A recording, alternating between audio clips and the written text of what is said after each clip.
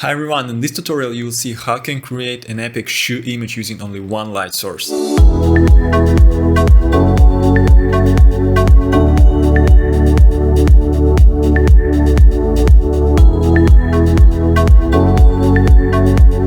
First of all, I put a small piece of wood under the shoe to raise the heel.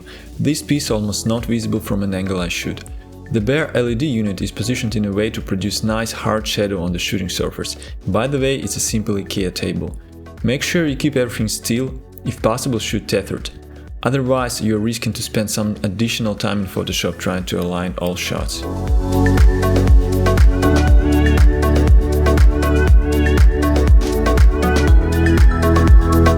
Later I added a standard reflector with a wide diffuser sock to smooth out highlights slightly. It works for relatively matte surfaces of fabrics like in this case. As you will see, I still have enough definition for textures since I don't want them to look too soft. So I got the second image I can use later on. Probably you got the idea that you have to move the light around and create various expositions. After that I move the light to the opposite side.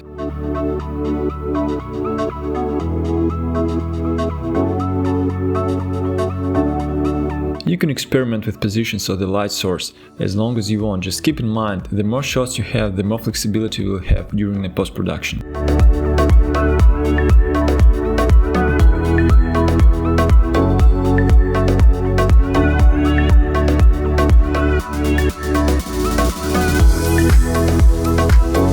Pay attention to certain areas you want to make pop. Maybe your sneakers have some interesting accents.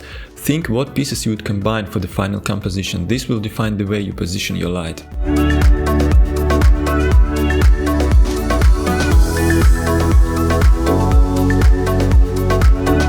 You can use a piece of foil to bring in some highlights in dark areas. A simple small white cardboard would work as well, it more depends on what outcome you expect to get. With foil you get much harder reflections on glossy and semi-glossy surfaces when white cardboard distributes light more evenly across the surface.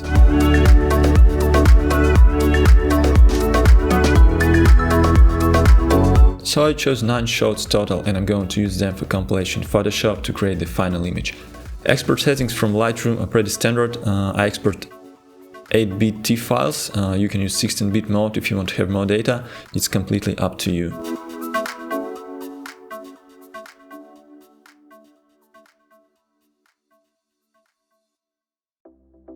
I imported all images into Photoshop as separate files. After that I started to create a selection of the entire shoe with the pen tool. It's quite time consuming, but you have to create a really accurate selection if you want to mix different exposures.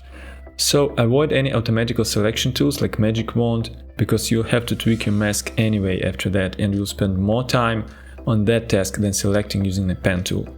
Once I completed the selection process, I saved this selection to be able to easily load it in the future if I need it.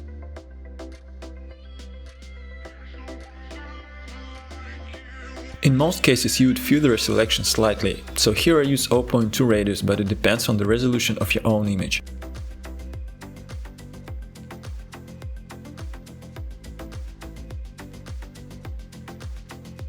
That selection can be loaded from Select, Load Selection menu or could be found in the Channels tab.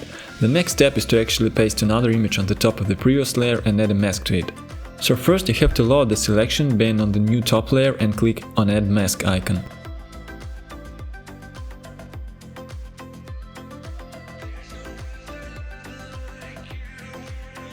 I put the next image on the top, add an empty white layer to it and then invert the mask by hitting Ctrl+I. Make sure your mask is active when you invert it. And after that, I load the selection from Channels tab, and here is the tricky part. I make this selection invisible by hitting Ctrl+H and with a white soft brush reveal the parts of the current image. The selection is still active, it's just not visible. If you want to actually see the borders, just press Ctrl+H again and you will see it. That's probably the simplest approach, though you can create more precise masks using a pen tool.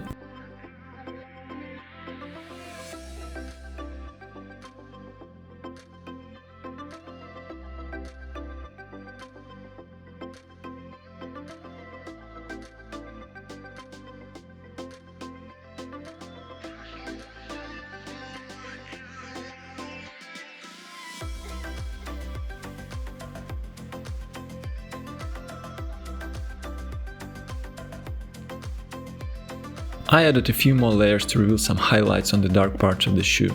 You can always go back and fix anything you want if you change your mind about certain areas, so this workflow is pretty flexible. And also you can tweak the masks you create. If you accidentally moved your object during shooting or your camera, you can use Subtract blending mode to perfectly align the layer.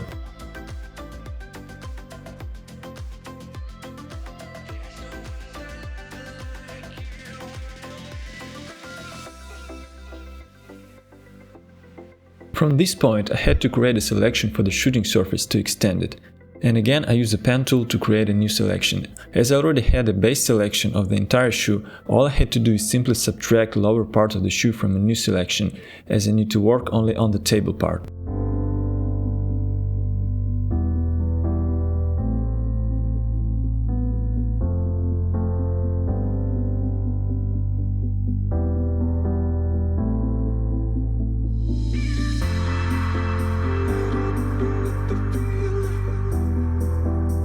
To extend the table, I simply put a new empty layer and using a brush paint on it. Healing brush and the patch tool can remove all imperfections from the surface, like scratches and dust, whatever you have there.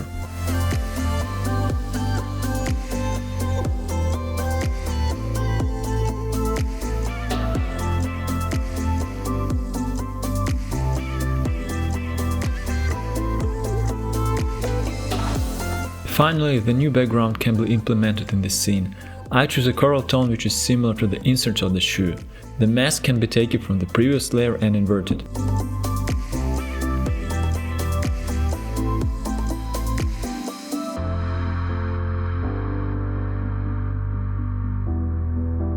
As soon as all parts were put together, I started to clean the whole image using the clone stamp tool and the healing brush. Dodge and burn technique was used to even the texture inside the shoe.